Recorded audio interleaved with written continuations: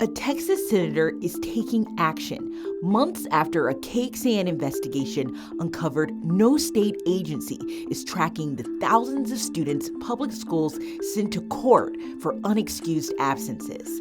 This week on Inside the Investigation, we explain how the legislation could reveal the mystery of what's happening in Texas's truancy courts. Welcome to Inside the Investigation. Today, I am joined by my desk mate, my colleague, investigator Matt Grant. Matt, thank you for joining us. Kelly, always a pleasure. Thanks so much for having me. We're excited. And, Matt was sitting next to me as I worked on our investigation into Texas truancy courts. And now he's flipping the script a bit. He's got some questions for me. Yeah, and thanks again for having me. I think my biggest question is maybe you could take our viewers and our listeners back. Explain a bit, what is truancy court? And I know there's some legislation going on. How did we get to where we are today? Yeah, so for those of you who aren't familiar, back in November, we published an investigation after months of looking into how truancy courts in Texas work. And we found thousands of kids are referred to truancy court every year by their own schools. This last year, it was more than 12,000 kids across the state that were referred to truancy court. But before 2016, it was a misdemeanor crime to miss too much school. Since then, lawmakers have decriminalized what's called truant conduct for students. And essentially, there's a number of unexcused absences that a student would have to reach before a district would have the ability under the law to refer them to this court. And what was the reasoning for that? The reasoning for kind of switching it from a misdemeanor crime to a civil case was really that, at the time, 12,000 kids sounds like a lot, but there were far more kids that were being referred to court when it was a criminal charge. And the general idea behind the change was that they wanted school districts to intervene, to do more before it got to the point that a kid needed to be or would be referred to truancy court. And also that a criminal charge was too punitive for a minor who was not coming to school for whatever reason. But I think what many people didn't realize is that even though truancy has been decriminalized since 2016, kids are still going to court over it. It didn't stop that process of referring kids. And in some cases, they can still really face life-changing court orders, or what they call remedial orders. It's just a civil process now. And Kelly, you've done such a great job tackling this issue and with your investigative reporting. And now it seems that a lawmaker has also taken notice and is taking action, right? Yes.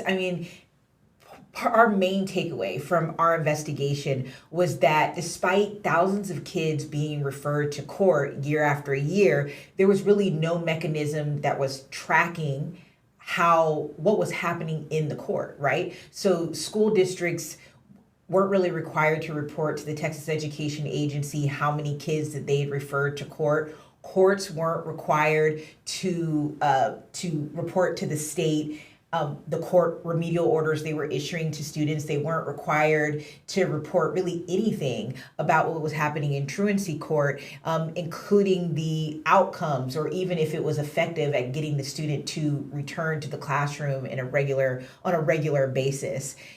So Senator Zaffirini took notice of our reporting, and the story we're about to show you right now is a result of her watching that. Yeah, let's take a listen to it. When Rosa Yarte and her son shared the story of a constable coming to their home and serving them with a court summons over school absences, she had no idea it could spark change. Her son Nathaniel said he was fearful of his father picking him up from school and reluctant to go to class. A lot of stuff is going on. And eventually, his Central Texas school district referred him to truancy court. I was shaking the whole time. It was an outcome more than 12,000 students experienced across Texas that year, a near record high since the state decriminalized truancy for minors. But our investigation found no state agency tracks what happens to those kids during or after truancy court. something that concerns education advocacy groups like Texas Appleseed. It's kind of a mystery that once these students are referred to court, what is the court actually doing? What action is the court taking? And whether this is helping students. A new bill filed this week by Texas Senator Judith Zaffirini could change that.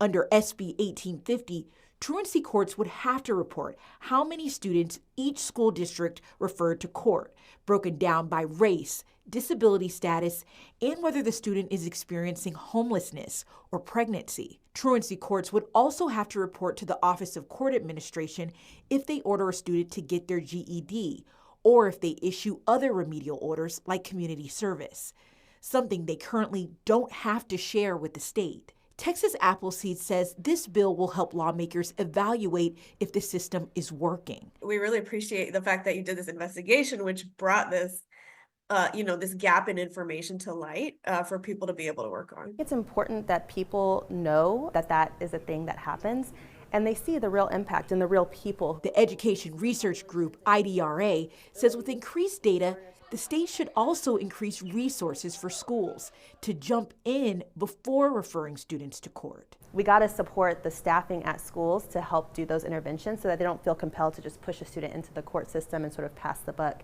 and give them the resources where they are so that a family doesn't find themselves in court when they really shouldn't be. What about sending somebody out to the home to make sure the family's okay, to see what's going on in their situation, instead of just, okay, here's a paper, go to court. Nathaniel's mom says he's now enrolled in a charter school. She's hopeful this new bill will lead to increased understanding. A lot of children come from broken homes and have things going on in their personal life to where sometimes they can't attend school, and that actually shows us that somebody actually cares.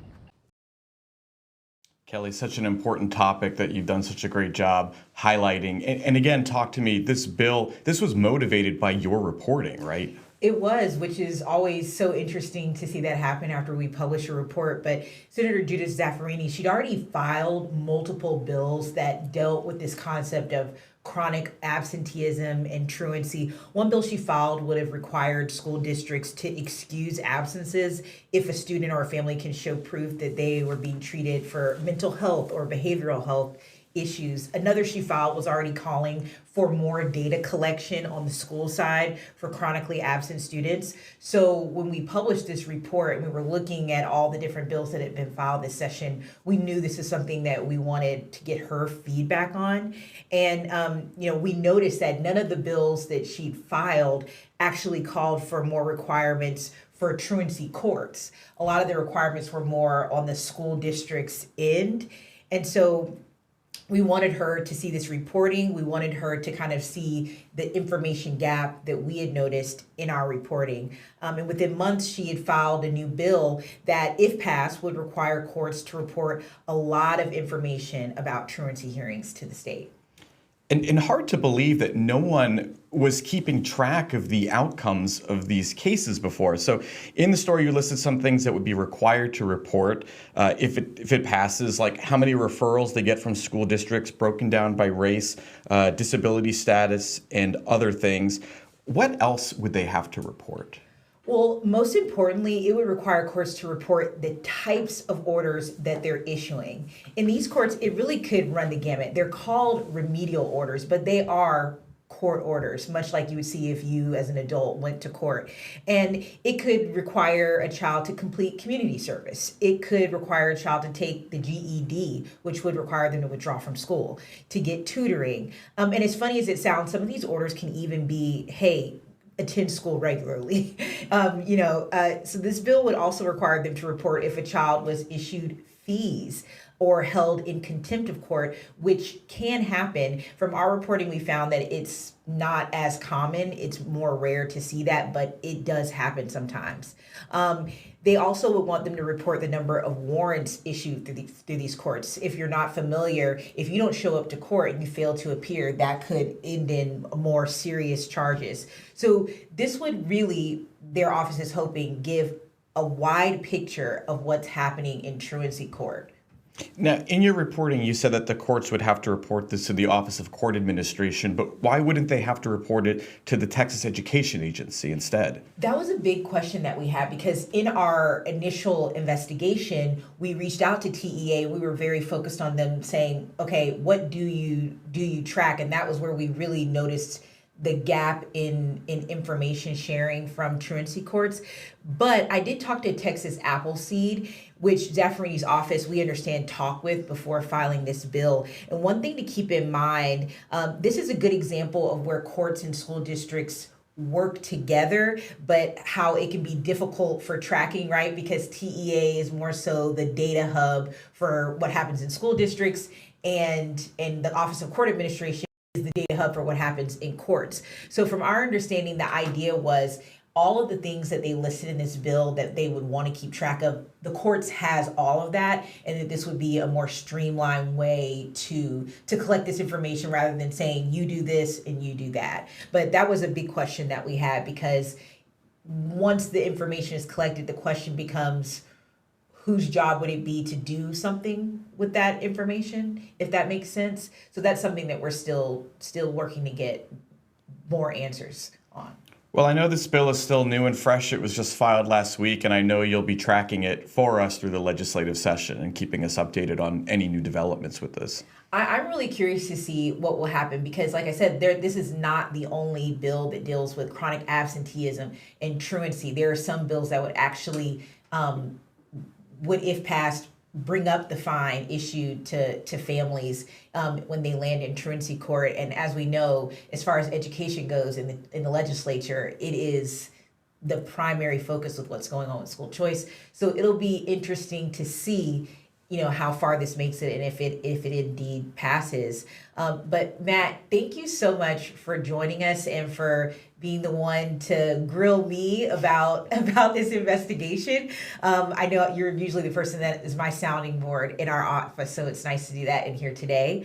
But for those of you that are listening or watching, we really appreciate you. Don't forget to join us next Friday at 10:30 for Inside the Investigations.